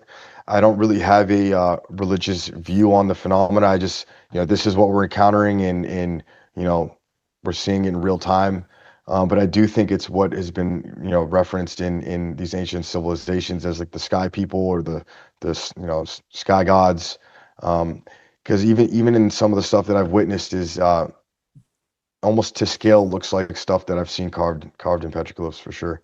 Amazing. That doesn't surprise me. And again, folks, super chats are open. We really appreciate your donations. Helps keep this show on the air and keeps my wife off my back. So really appreciate that. Okay, here's another one from Let Nature's 930. How do I open up my third eye and communicate with these aliens? It's Rich, by the way. Well, I'd say baseline. Start with your diet. There's been times that I'll fast before a big contact event just to like get rid of all the toxins in my body best I can, drink a lot of water, and just like the poison you consume every day, just in America and around the world. I think that it may affect your third eye and those psionic abilities. Like I'd say pay attention to the type of water you're drinking, and just actually at the same time, just knowing like you're already there, like just, you're already there. Like the cup's already full. Okay, from Survive 216, has Mike been able to teach others how to make contact? Good question. Yes, I have. I've taught many people how to do this successfully. Yeah. Okay, great. Let's see. This is from, let's see here, a user, I can't quite make it out, LSX something. Have you worked in conjunction with the dog whistle device? Is there any hint of interaction between your psi process and whatever this whistle device is? They're referring to Skywatcher. That's not something I can speak on. Sorry. Understood. No worries. Let's see. Jacques Valet. Jacques Valet. I love that. Thanks for the stream. We really appreciate the super chat here. And let's see. Scrolling through. I think we may have gotten through all of the questions. Let me just make sure. I think that's it. Nick Thomas. Thank you for the super chat donation. So I would love for you to speak a little bit more as someone that has been the target of technical surveillance, harassment, etc., back before you went public. Can you speak to the danger that whistleblowers put themselves in harm's way when they make the decision to come public, to go public? Because a lot of people will say, these nutty debunkers will say, oh, it's all made up and these are all circular stories. And then you'll hear people say, oh, it doesn't matter if they have a TSSCI clearance, they should just dump everything they know. What are the risks, that physical, career risk, other risks that I'm not thinking of, that these folks are exposing themselves to when they decide to try and do the right thing for the country, put country before self, and talk about this publicly, or provide a protected disclosure to their member of Congress, etc. Give us a bit of insight into that. So to start, anybody who comes forward as a whistleblower, and it takes a tremendous amount of bravery. So shout out to all you guys. But yeah, there are consequences to actions, especially if you're in a government position, like, you're going to be dealing with losing clearances. Like, if someone really doesn't like you, then, they can go after your medical history, your retirement. If you're messing with people's money, like they're going to send people to stop that, you know what I mean? And, especially with these contractors, like, they're going to send people to keep tabs on you. And as a whistleblower, we kind of always really have to, operate with your head on a swivel. At least I do. I have to stay hyper vigilant. Anytime I'm in a city sometimes, and it does take a tremendous amount of bravery, but it can affect like your personal life, your work life for sure, and everything else. Like you lose friends, family, people you love over it. Just talking about it is there's no real incentive to come forward as a whistleblower, like at all. There's nothing in Congress that's set in stone to protect these whistleblowers yet. And I've spoke with Eric Burleson. He's a great guy. I love that guy. In his office in DC, and briefed him on some of these black projects. Like, they're real, and there is a risk associated with that. I know those guys are working hard to try to protect these whistleblowers as we should, because humanity is missing out on I think the next leap with all this technology that's suppressed. And there's a lot of things that can come of it. And I've spoken about the harassment that I received. I won't get into it because I've already told the story a bunch of times. When I co-wrote the article for the Daily Mail regarding the CIA's crash recovery program run out of the Directorate of Science and Technology, and this little, at least back then, hidden thing called the Office of Global Access, which we exposed that particular thing. I often, when I've asked people that have worked this topic as part of their professional portfolio for the government, and I said, okay, what I experienced at the hotel from this one individual, was this person CIA or OSI? Who was it? Hands down, all of the folks said, no, that would have been a private contractor. Why would that be the case? And my story. I've told you the story before. Yeah. Why is it private contractors? Is it something to insulate the intelligence community? What is the mechanism, and why would they do that? Well, a lot of these private contractors, they're doing work for the government, and if you're revealing secrets or blowing a cover, it could inhibit operations, and they could send someone to intimidate you, and that's exactly what it sounds like. Okay, so and with helicopters and all that kind of stuff, those are just kind of methods of messaging that we know what you're up to, correct? Right, because a lot of people in this field are all, especially the ones that have been harassed, they're all seeing the same type of stuff.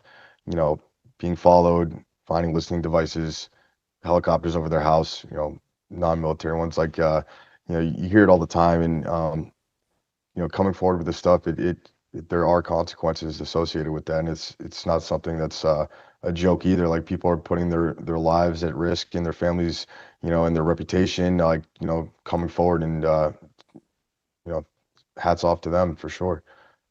We spoke with the show previous to this. We had Lou Elizondo on our show. Lou claimed in The Age of Disclosure, and I want to get your opinion on The Age of Disclosure, that both he and David Grush there was a discussion, I think it was like a panel of 28 people or whatnot, somewhere in that neighborhood. There was an active discussion among these gatekeepers as to whether they should take out, as in kill, Lou Elizondo and David Grush. Do you have any doubt in your mind that could have occurred? I believe they're telling the truth 100%. Okay, so that is not out of bounds of something that our government or people involved in this kind of program would have the capability of doing. They would be able to execute on that mission. Yeah, people would go you know, to great lengths to protect some of their interests regarding this stuff. So I don't doubt it whatsoever. I know Dave Grush, he's been through it, and I know Lou has as well, and yeah, I definitely believe them. Okay. Nick Thomas, thank you for the super chat donation. Thanks for the good work, good trouble. You're very welcome. From Om Casanova, what is the prerequisite in preparation to make contact? Is there a prerequisite?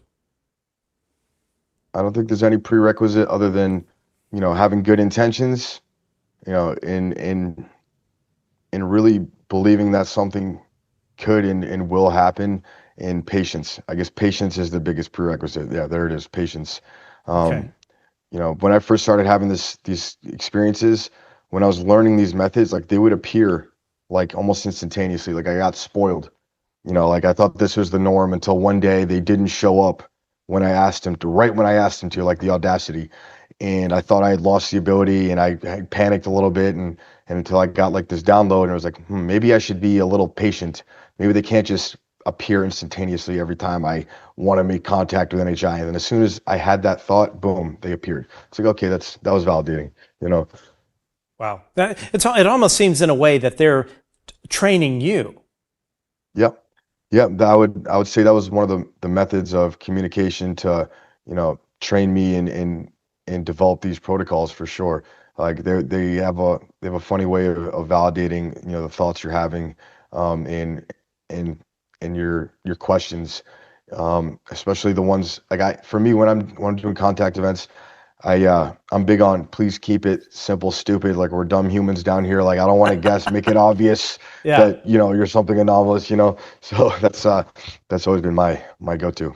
Yeah, absolutely. And folks, please smash that thumbs up button. Again, doing those little things, that tells YouTube, hey, the show's pretty good. We should show it to some other people organically. So when you hit that thumbs up button and leave a comment, all that stuff, it really does does us a solid. Although apparently, as Ross Coulthart told me once, the phrase "doing a solid" in Australia means something completely different than what I think doing someone a solid is. Love Ross Coulthart. He's one of my favorite people. I want everyone to know that. I love Ross. That guy is a hoot. Diesel Sauce, what do your operator instincts tell you when you bring UAP around? In other words, like, I often hear that part of becoming a successful special operator and surviving in those types of environments is having this kind of sixth sense about something, you know, danger being around the corner or anything like that. And I would imagine operating in a fight or flight environment probably hones that intuition as well. Do you have any sort of intuition when these UAP, are you like ready to haul ass out of there, or, you know, what's it like? No, so, you know, I always have an idea. I don't always know like what exactly we're going to encounter unless I'm specifically asking for something, and it needs to be for a really really good reason that I'm going to call in certain crafts, I suppose. But yeah, there's definitely that sixth sense there. Like I have a feeling like, when they're going to show up or when they're not around. But yeah, like if you've been through traumatic experiences and you've had to operate in that fight or flight mode, I think it makes you more sensitive to some of these, forms of communication. It almost, almost unlocks something through disassociation, you know, uh, to believe that this is possible and then see it validated is another thing, because the average person probably hears me speak for 10 minutes about what I've been up to. Like, this guy's nuts. It's unless you have, the ability to just keep an open mind and be like, maybe this is possible and give it a chance, try for yourself, come out with me and see for yourself. You really get a chance to see something anomalous and real. Patty M 9133, I have a question. Does Michael receive telepathic messages from these ETs? Like, well, you heard the thing about putting your dog up. So is that a common thing? You do get messages from them? Yeah, and I think you can call it telepathy. I don't know what to call it, but yeah, there's definitely messages that I'll get, and they are validated exactly the way I get them. And other times, like, hey, it's just my imagination, and is any of this real? Am I gonna wake up in a padded room? But having discernment and going out for the right reasons is definitely gonna help mitigate some of that, just static, I guess, just in your daily thoughts. But yeah, I'm working to better hone in on those exact messages to filter them out. But it's easier for me to, I think, push my communication to them than it is for me to, really receive an exact thought, and put it into words. You know what I mean? So yeah, I don't know if that Awesome. answers the question. Well, this has been fantastic, Michael. You and I have been trying to connect for quite some time, and I'm really glad you came on the Good Trouble Show. And we actually last night we hit 130,000 subscribers on YouTube. So we're super happy you were able to join us on. Oh my God, I remember when I first started doing this 3 years ago, I was like, I can't even imagine getting 1,000 subscribers, let alone 130,000. So yeah, we're super grateful for the fans and the people that actively go and tell their friends, hey, you guys got to go check this show out. So anyway, so Michael, thanks for joining us. How can folks at home follow your work?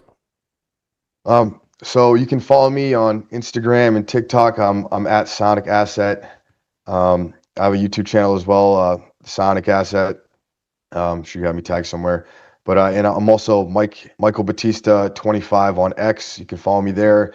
We're gonna launch a website soon. We want to start doing some more, mass viewings in certain areas and get a lot of people gathered. So keep an eye on that. And Matt, it's been an absolute pleasure to be here. Love being on the show. Hopefully we can do it again soon. Absolutely. Oh, and I forgot. Actually, I forgot. I skipped the question. What did you think of The Age of Disclosure? I thought they did an absolutely fantastic job. All of the key players in that were involved, and everyone who came forward and played their part. It takes a tremendous amount of courage and bravery to do that.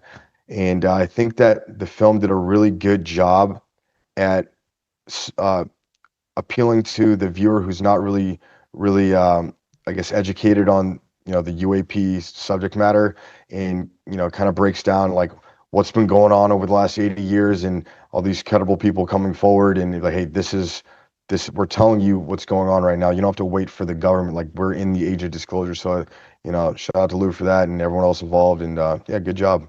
Awesome. Congratulations. Well, Michael, thanks for joining us. And most of all, thank you so much for your service to this country. We are very blessed to have people like yourself that put country first, and we are always grateful to our veterans. Yes, sir. Thank you. All right. Very good. Okay, Michael Battista, ladies and gentlemen. All right. Well, I thought that was just fantastic. Again, we rarely do these sort of live shows because I'm cutting cameras and all that kind of stuff, and we'll often screw those things up. And I hope everyone had a really great Thanksgiving. And going back to this film, The Age of Disclosure, I would encourage all of you to tell your friends about this film. I think that there is no better documentary out there that explains the UAP problem set better than The Age of Disclosure. It's a film that doesn't target the UAP UFO crowd. The film really is edited in such a way that it targets the folks that literally know nothing about this topic.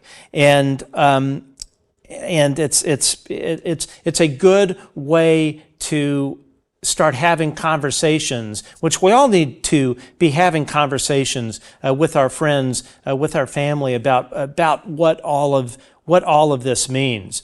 And and the other thing I'll say as well is these debunkers are absolutely working overtime trying to disparage the movie.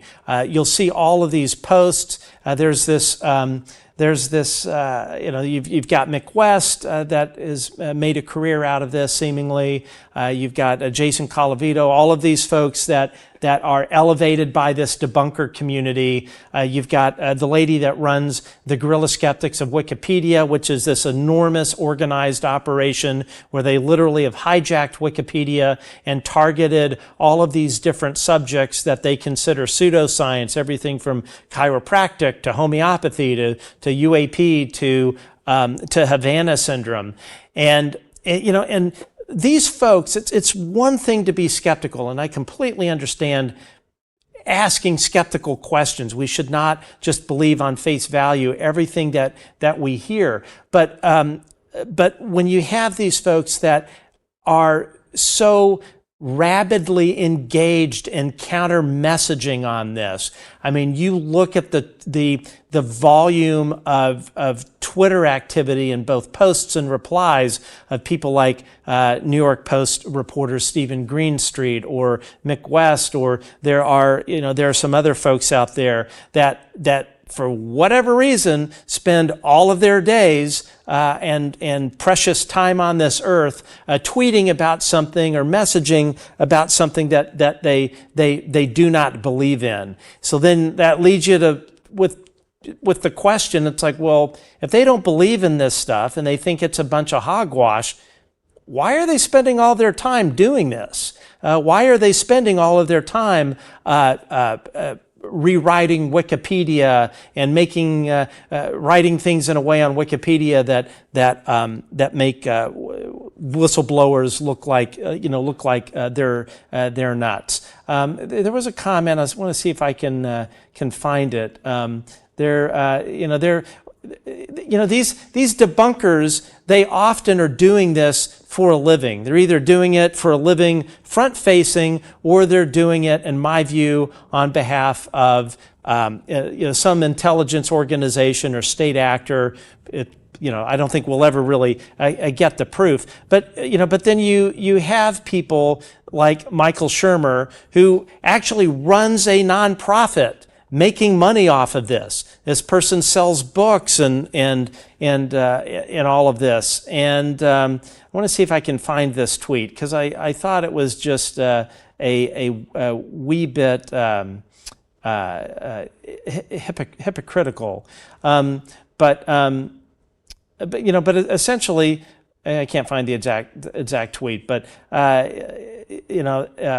oh yeah, here we go. Yeah, so this is from this professional debunker, Michael Shermer, who says, quote, "The UAP community is coming apart within. Stephen Greer, the creator of Disclosure Project that's been promising alien contact since the 90s, calls for a ban on the Age of Disclosure film. Why? In my opinion, because he wasn't in it. The whole thing is a grift. There are no aliens here." And this is the kind of like loaded language that people like Shermer and these others use. So, so here's Shermer saying that it's all a grift, but yet he's running a nonprofit where he's like, clearly making money on this. He sells books. He has lectures. I looked at his IRS form 990 a while back, and I don't quote me on this, but it was in 6 figures. So you have people like Shermer saying, "Oh, this UAP thing is a grift." And oh, by the way, let me tell you, I'm not writing a book, but anybody that I've ever had on my show that has written books, including Lou Elizondo, has said, you know what, when you write a book, you're not making a bunch of money. It was on the Weaponized podcast, which I'm a big fan of, listen to all the time with Jeremy Corbell and George Knapp. Even not Colm Kelleher, Jim Lukatsky, who just released a book, said, hey, we don't make a whole lot of money. So when you hear from these professional debunkers, such as Michael Shermer, Mick West, and all of these others that are jumping up and down like nutty people, saying, oh, this whole UFO thing is a grift, they're feeding you bullshit. I think they truly know that they're feeding you bullshit, in my personal opinion. But, when you have somebody who is running a debunking organization that's a nonprofit with the IRS and selling books and doing lectures, and I'm sure charging speaker fees, accusing all of us that are just trying to get to the truth that we're grifting, which basically a grift means that you are trying to swindle people out of money. It's just hypocrisy. You really have to wonder what people like Shermer and others, what their real true motivations are. What are really the true motivations of people like Mick West? Why are they spending all of this time trying to tell all of you at home, this is BS, don't ask any questions? Why do you have people like this journalist at the New York Post, Stephen Greenstreet, posting things that are attacking whistleblower David Grush's mental health? You have to step back and really ask yourself, what is their motivation for spending all of this time about throwing cold water on this whole thing? And if you look at these folks' posts, and especially if you'll see them in threads about this particular movie, The Age of Disclosure, you'll see that when they get backed into a corner with fact and logic, they poof, they disappear, they stop replying. That's the game. This is part of their disinformation training, I would say, that they'll put out just a really simple, stupid explanation, like it's balloons or it's birds or whatever, because probably what they've received in training is that humans will latch on to the easiest explanation first. So Mick West, who just, this guy sits in his lazy chair in California and proselytizes about the UAP thing. He doesn't bother calling Michael Battista or any of these other folks to get their side of the story. I've asked these folks online, have you ever contacted these debunkers? Have you ever called your representative? Have you ever spoken to Senator Gillibrand? Have you ever spoken to Senator Rounds? Have you ever spoken to Congressman Eric Burleson? And it's crickets. It's crickets. And the reason why is these debunkers are nothing more than bullshit artists. They're carnival barkers. These are not skeptics. Skeptics want to see the evidence. They leave their minds open to what the data leads them to. But these folks that constantly are on X or whatever, spreading this disinformation, using techniques that are standard run-of-the-mill counterintelligence techniques in doing internet sort of operations. It's really obvious, and And it's really sad because at the end of the day, what they aim to do, what I think Michael Shermer, Mick West, all of these folks aim to do, they aim to disrupt, they aim to humiliate, they aim to embarrass, and they aim to shame. And when people are shamed and are made to feel ashamed, which is probably one of the first emotions you learn as a human being. You know, shame on you, you spilt your milk, or shame on you, you didn't clean your room or whatever. It's a visceral reaction. So when these debunkers, when they purposefully make you feel stupid for asking these questions, when they go out of their way to make you feel at home like you're a moron for even asking intelligent questions about this stuff in our skies, they're doing it on purpose. It is a psychological warfare technique of conversation shaping, of trying to discourage people from talking to their friends, to their family. They at the end of the day, all they are trying to do is propagate the stigma, to propagate the tinfoil hats. When you see Michael Shermer saying there are no aliens here, or you see the phrase space aliens, or you see the phrase spooky, or space ghosts, or things like that, these are people that are clearly trained in information warfare. They know that those labels, those pejoratives, people emotionally attach to that.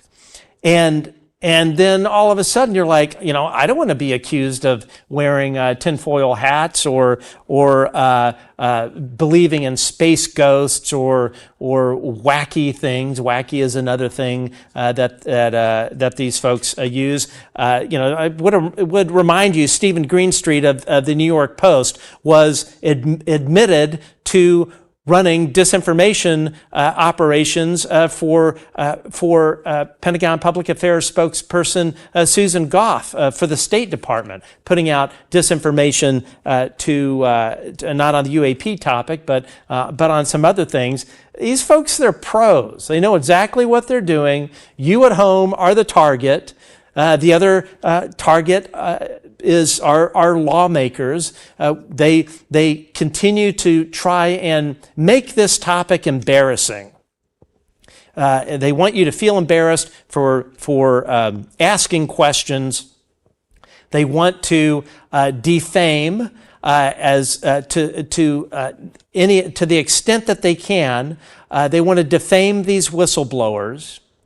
And I have a lot of family in the military, and I've never worn the uniform, but all I can say is when you have people like Stephen Greenstreet and other people like Mick West and Shermer and these others who do it in a far more subtle way, and journalists that try to publish confidential health information on whistleblowers, it is an attack on American veterans. Full stop. It is an attack on the men and women who have worn the uniform, who have sacrificed way more than I ever have for this country. They do things that allow us to have this democracy, that allow for me to get up here and be critical of my government. All of these folks, these are the real heroes, the men and women that wear the uniform and put country before self. So when you have people like Stephen Greenstreet and others who go out of their way to throw the men and women who have served our nation under the bus, it's just disgusting. I don't know how that guy looks at himself in the mirror in the morning or some of these other folks. And when you have the Pentagon and the intelligence community going in and back channeling health records to journalists such as Ken Klippenstein. When you have the Pentagon clearly feeding a narrative to the Wall Street Journal about the UAP issue, you can't have a functioning democracy when you've got this level of bullshit going on.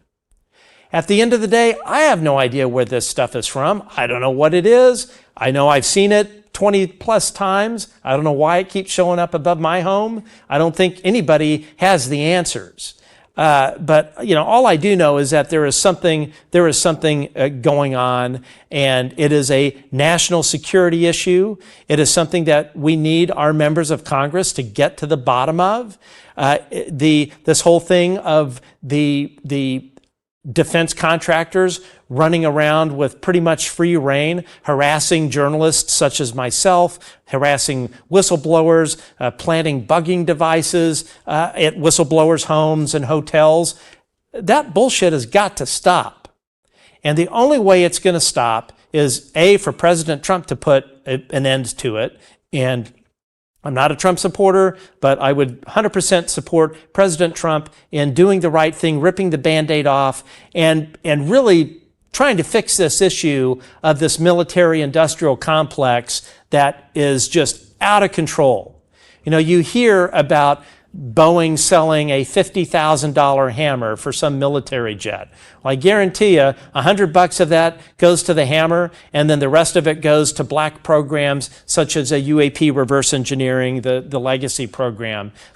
This whole thing of misappropriation of funds, all of this has got to stop. We send members of Congress to Washington to represent us, to try and make our country a more perfect union, to root out corruption, all of that kind of stuff. And this cannot keep going like this. Our democracy will not survive when you've got these defense contractors, Lockheed Martin, especially Northrop Grumman and others that are, well, we'll just say it, likely committing felonies in what they're doing to protect this whole deep legacy program. It has got to stop. It is a cancer on this nation that cannot continue.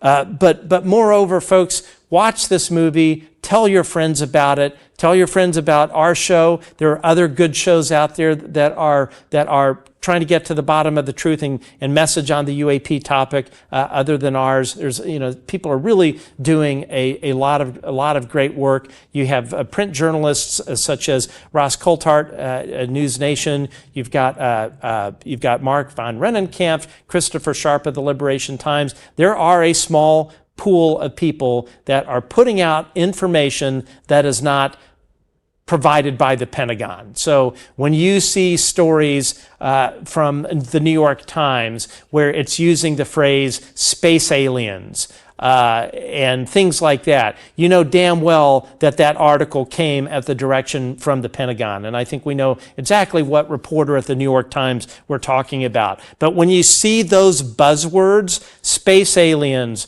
wacky, all of that sort of stuff, when you see all of that in an article that you read, you can guarantee you that article is coming through the mouthpiece of the Pentagon, the Department of War, or whatever you want to call it. Anyway, folks, I hope everyone had a really great Thanksgiving. Again, if you enjoy our show, we appreciate support on Patreon. Super Chats, I think, continue to go. And you can find us on all the podcasting platforms. But tell your friends about us. Tell your friends about the show. If you enjoyed the show, I hope everyone that is still sticking around watching it loves what we do. We love what we do. At the end of the day, it is no one's right to hide from you where your true place in the universe is. And the fact that this has been going on for 80 years by a bunch of unelected bureaucrats and heads of aerospace corporations such as Lockheed Martin and Northrop Grumman and others, we have the power, not them. And it's time we take that power back. Anyway, thanks for tuning in. Please hit that subscribe, thumbs up button, and we will see you next time on The Good Trouble Show. Thanks.